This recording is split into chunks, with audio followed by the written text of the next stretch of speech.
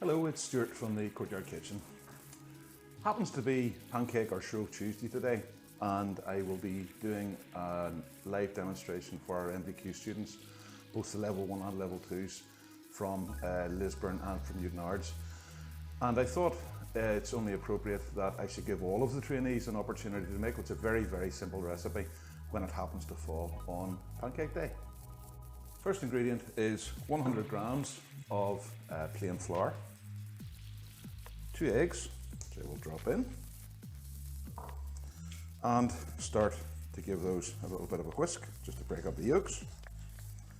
I'm going to add about a tablespoon of vegetable oil. That in the mix will help stop the pancakes from sticking as they cook, and start gradually to add the milk into the mix. That's starting to come together quite nicely. The consistency that you want is actually like single cream.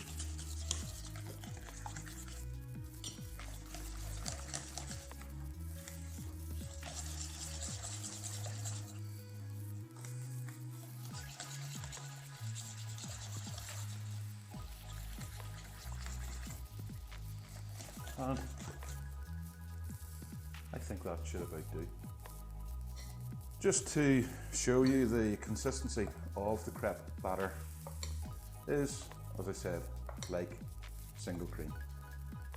Rather than making the crepes straight away, what I'm going to do is put the batter into a jug.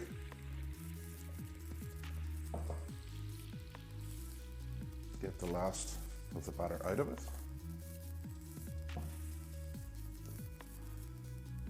And I'm going to cover this and put it into a fridge for about an hour. You can make the batter and leave it overnight. It does improve the quality of the crepes when you make them, because the gluten in the flour has a chance to absorb the liquid, and it will make the pancakes at the end much softer to eat and less likely to go into holes, because the gluten will have a chance to work in the flour.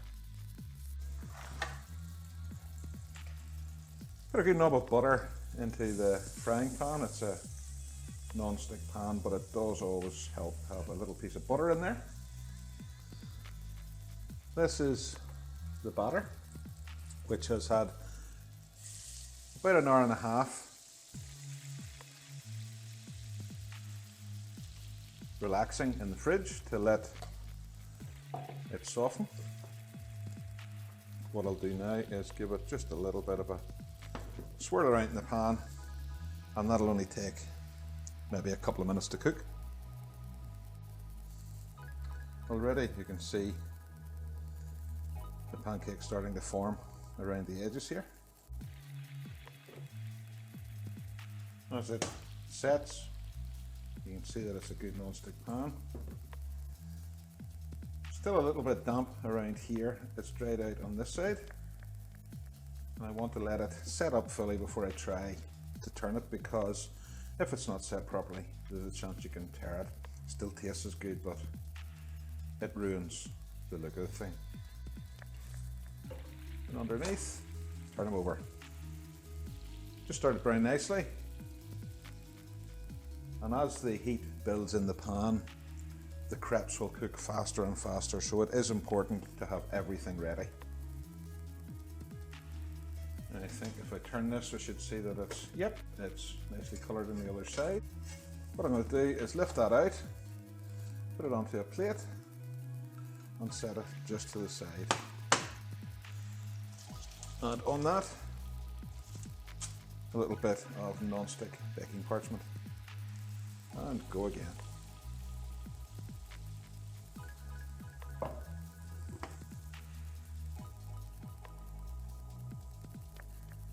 Swirl the mixture around the pan. Happens so quickly, it's literally in front of your eyes. You can see the colour changing going across here. There's really only this section that's uncooked batter, and once that looks like this, it is sort of dried out, we can then flip it, turn it, and cook it on the other side.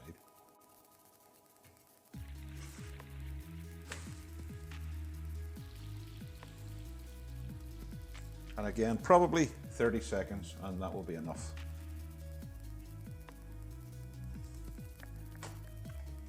that's that one ready. In on top of the other with the greaseproof paper in between. That'll stop them sticking. If you're going to cook a batch of these and serve them hot together to your family, it's a good idea to put them on a baking tray and into an oven, probably about 80 or 100 degrees, so they don't dry out. But the baking parchment will stop them from sticking together. That's the batch of crepes made. I've put them on a plate with baking parchment, non-stick baking parchment in between. They're still warm. I'm not really too concerned about them cooling down slightly, because what I'm now going to do is make a couple of fillings, one savoury and one sweet, just to give you an example of what you can do when you're making crepes at home. I'm going to do the savoury one first of all. I always think of crepes as being just something to wrap around a filling. In this case, the savoury one, I'm going to put a bit of Gouda cheese, and to that I'm adding a mixture which I had pre-cooked and then chilled, and this is quite simply mushroom, onion and some bacon, cooked in a little bit of butter with some black pepper, and that basically goes on to the baking tray. Literally only 10 minutes in a 180 degree oven, just to melt the cheese and heat the filling up before serving. Sizzling away in the pan is an orange syrup to make what's a very famous French pancake dessert called crepes Suzette. Almost crepes Suzette, because this version doesn't have any alcohol in it. It's quite simply 75 grams of butter, 1 tablespoon of castor sugar, the juice and zest of 3 oranges, and when that's all put together, you basically reduce it down until it's a syrupy consistency like this. Drop in one of the crepes.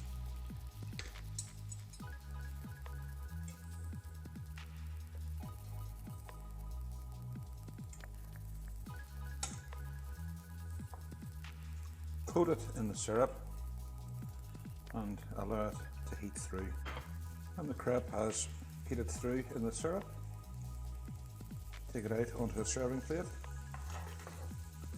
and just as a little touch, put a little bit of the orange syrup on top, and that is my version of crepes Suzette.